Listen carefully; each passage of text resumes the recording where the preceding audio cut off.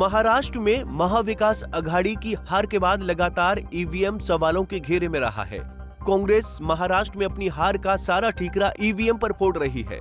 Congress EVM को लेकर केंद्र सरकार और चुनाव आयोग को लगातार कटघरे में खड़ा कर रही थी।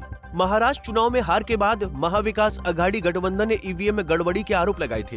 चुनाव प्रक्रिया में ईवीएम की सत्यता को साबित करने के लिए चुनाव आयोग के निर्देश पर महाराष्ट्र के नांदेड़ में जिला प्रशासन ने 75 वीवीपैट मशीनों का ईवीएम पर पड़े वोटों के साथ वेरिफिकेशन और मिलान किया। हालांकि दोनों के डेटा में कोई अंतर नहीं मिला। दरअसल महाराष्ट्र में नांदेड़ लोकसभा सीट पर कांग्रेस को जीत और जिले की 6 विधानसभा सीटों पर कांग्रेस को हार मिली थी।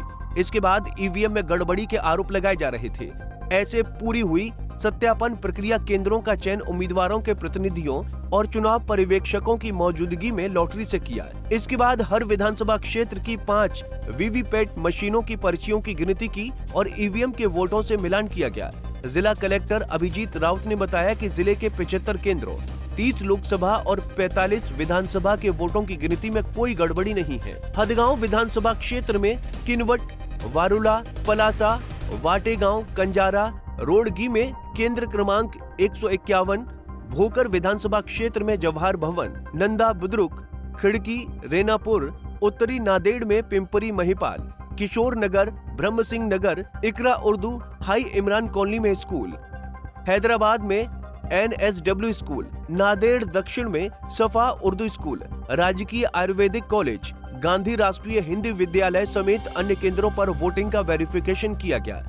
भोकर निर्वाचन क्षेत्र में अर्धपुर, नागापुर में केंद्र संख्या 161, मुखेड़ में केंद्र संख्या 2390, दौर में केंद्र संख्या 287, वाड़ी मुक्ताजी में केंद्र संख्या 321, नांदेड़ उत्तर में Rashtramata school, heritage English school, Oxford international Urdu school, Kudwai Nagar में माध्यमिक विद्यालय, नांदेड़ दक्षिण में टिल road school number 145, GP Mukhed निर्वाचन क्षेत्र में स्कूल, कुसुमताई स्कूल, श्रीरंगवाड़ी, उमरगा में केंद्र संख्या 107 पर वोटों का सत्यापन किया गया।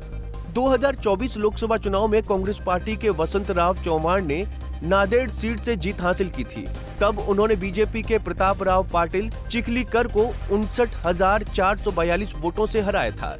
वसंतराव चौहान के निधन के बाद इस सीट पर उपचुनाव हुए। कांग्रेस कैंडिडेट रविंद्र वसंतराव चौहान को कुल 5,86,788 वोट मिले और उन्होंने बीजेपी के डॉक्टर संतकुराव हम्बार्ड को 1457 वोटों से हरा दिया।